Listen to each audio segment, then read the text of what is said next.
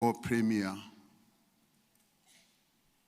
Makura requested that we should grant Ntate Maponya an official funeral, I had no doubt in my mind that if there ever was a business leader who deserved this honor, it was Ntate Maponya.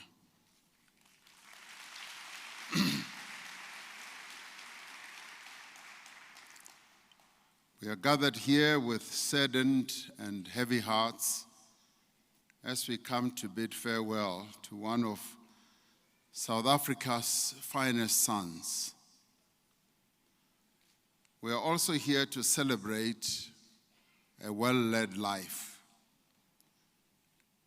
Today we bid a sad farewell to a man of extraordinary resilience who rose above his circumstances and persevered until he reached the pinnacle of success. And yet he remained humble,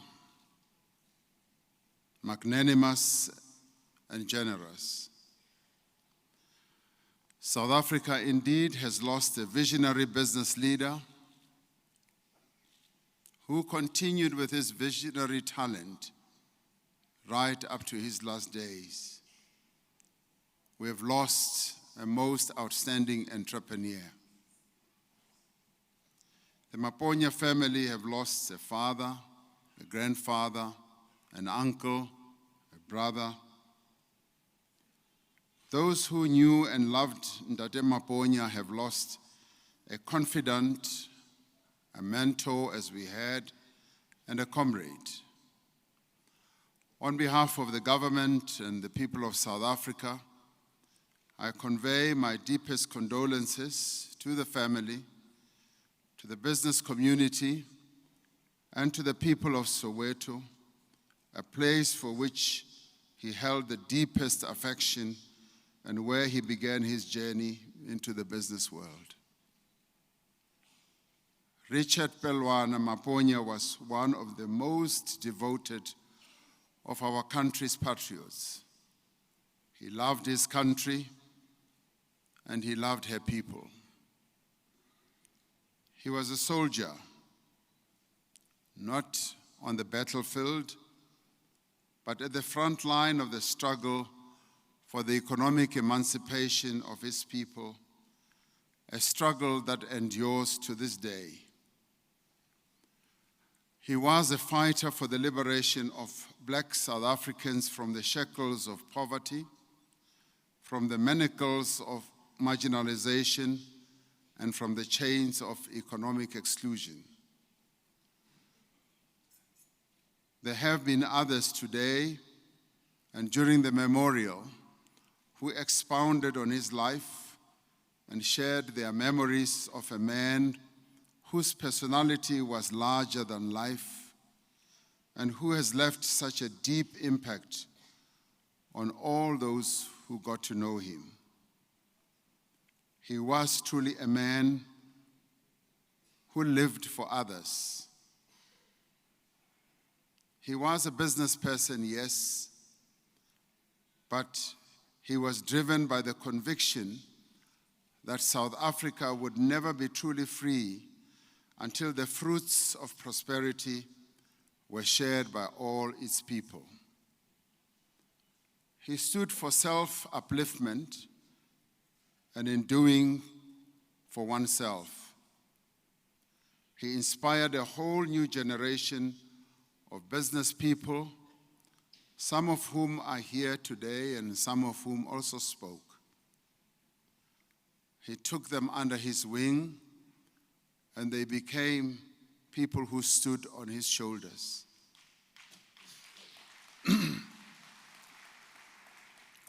One of the outstanding things that he did was to give courage to many.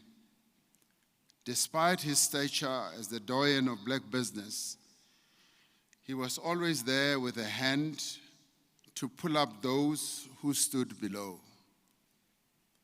Having scaled the heights, he wanted to see others alongside him on the rostrum of success. Ntate Maponya was always pushing back the frontiers, agitating for more to be done to support small business and encouraging more people to take the great and daunting leap into entrepreneurship.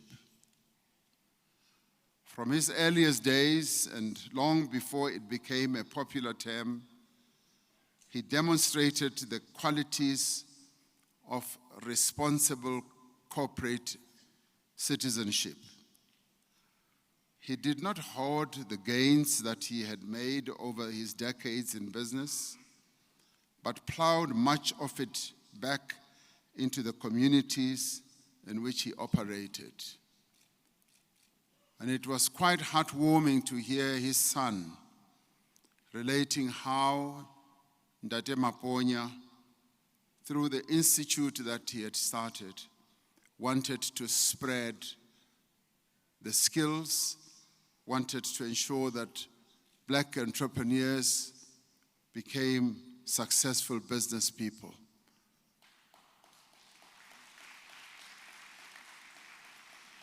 He did not see corporate social investment as an exercise in box ticking, but as an imperative to transform the racialized patterns of our economy. During the apartheid era, he saw black business as part of the broad liberation movement to advance economic freedom. He believed in this so much that even his horse, another color, was clothed in the colors of the movement that he so loved. In a democratic South Africa, he saw the role of business as that of a partner to government, assisting to resolve the challenges of unemployment, poverty, and underdevelopment. Those who knew him will remember him for being forthright and a straight talker. He did not have a forked tongue. He put things directly and as straightforwardly as he saw them. He did not hesitate to chide us or even criticize us when he felt we were going off course, but always did so from a position of principle, not from a position of malice. He was alive to the challenges of our country, but always urged us to do more, to go the extra mile, to improve the operating environment for business, especially small business. I personally received many a night late call from him, sharing his viewpoint on one or another pressing issue of the day. In my very last engagement with him, he urged me to do everything I can to see his greatest dream realized, to set up a youth entrepreneurship academy. It is a wish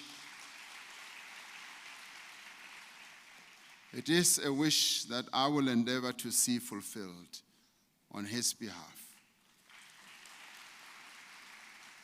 What I will remember most from these conversations is that he did not intellectualize problems. He did not simply rant on and on or speak in vague terms. He always ended these discussions by saying, "Here, this is what I can do, this is what I will do, this is what I have. Yes, send me and I will do it."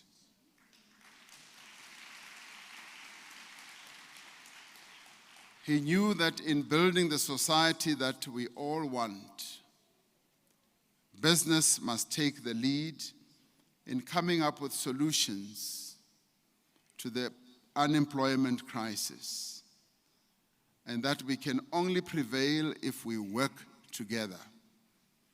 He was a great and passionate networker, forging partnerships, not just locally, but across the continent and the world.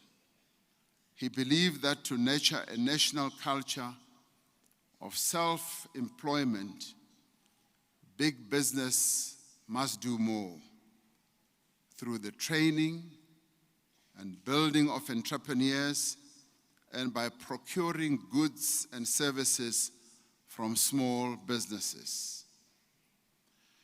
He had boundless energy, and his passion was quite infectious.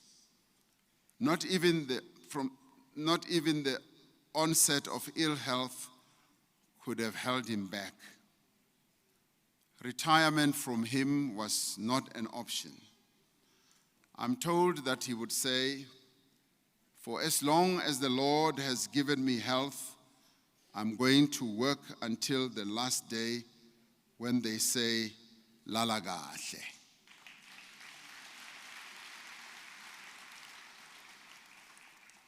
For Ntate Maponya, resolving our country's challenges wasn't somebody else's problem or just government's problem.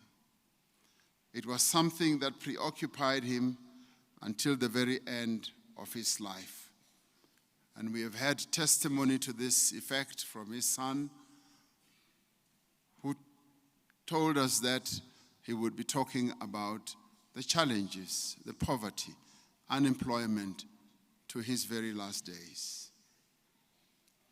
50 years ago, the very idea that a black person could build and own a shopping mall in the urban areas where young black men and women could socialize, eat, buy books, watch movies, would have been dismissed as a fantasy. And yet Richard Maponya did it and showed that it could be done. 50 years ago, if it had been said that a black husband and wife team could build a business empire and a successful big business empire for that matter, with interests in some of the most important sectors of our economy, many people would have laughed at it.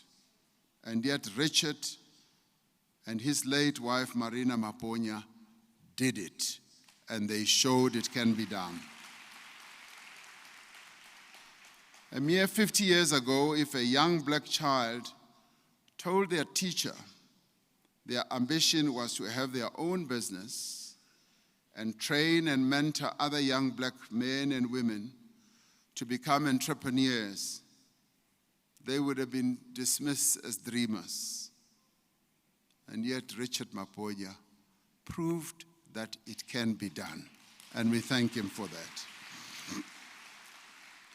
If there is any lesson we take from the life of our departed friend, legend of black business, our icon, our father, it is that humble beginnings and adversity are no barriers to success.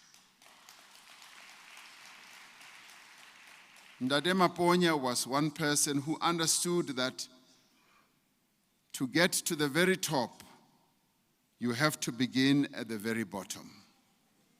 He was born in Linyenye area near Tzaneen in Limpopo at a time when South Africa was a dominion of the British Empire.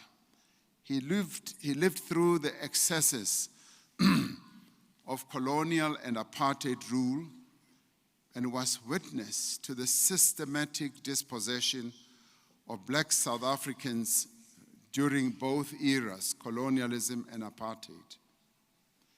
In his 75 years as a businessman, he stared adversity in the face, but he always found a way under it, around it, and above it. His entrepreneurial flair began at an early age.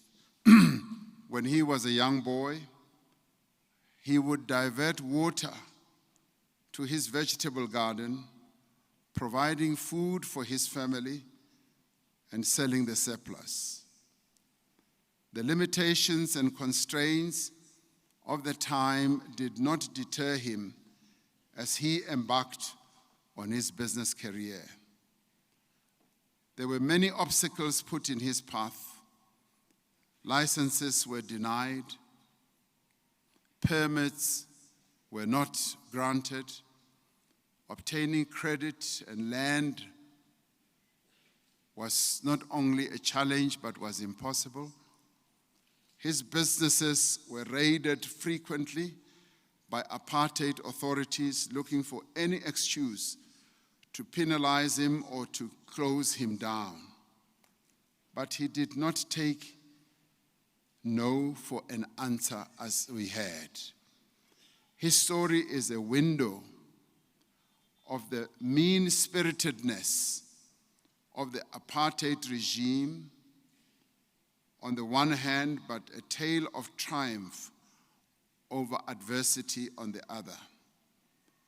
He was indeed a champion of black business.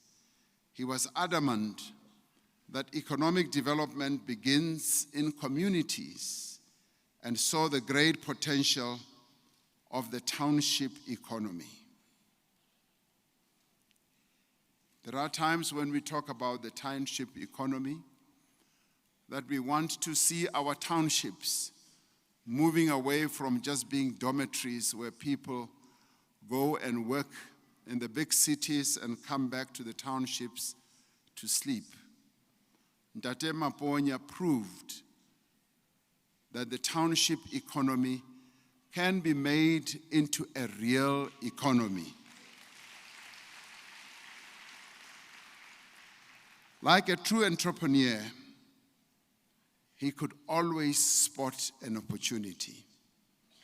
He tried his hand at many things. Some were successful, others less so, but he persevered. He was always prepared to acknowledge the contribution of others to his success, especially that of his beloved wife, Marina. And I'm sure today, if we were to ask him, he would also be acknowledging the contribution not only of his children, but of his grandchildren who kept getting the 100 rand from him. But the most important aspect of Ntate Maponya's life was that he was an ethical and principled business person. He was appalled at the practices of some businesses that provided substandard services and inferior goods because the public they served were poor. He was fond of young people and always availed himself as a mentor. We heard from our sister Felicia Mabuza Sattel and our sister Wendy Luhabe that he mentored them. And we are proud and glad that through his mentorship, he has produced very successful sisters of our country. And we say thank you to him. He encouraged young people to be disciplined, to demonstrate initiative, and to be serious about training and study.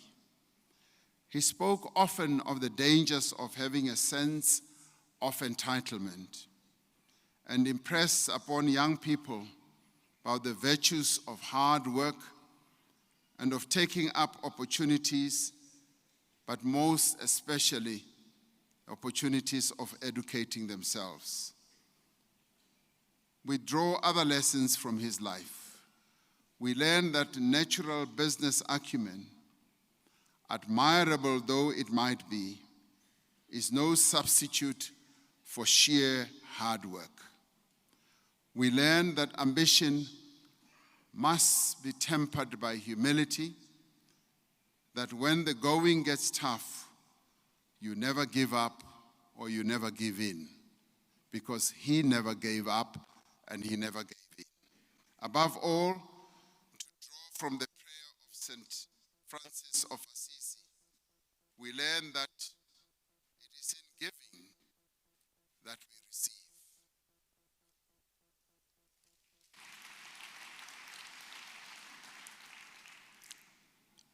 Now, our dear Father has been called to his Maker.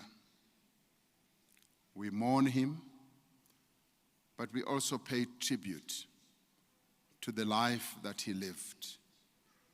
He has left behind a huge legacy that extends well beyond the brick and mortar of his companies. Through his struggles and successes, he forever changed the face of business in South Africa. In return for all he gave to his people and to this country, his head was anointed with oil and his cup did indeed overflow.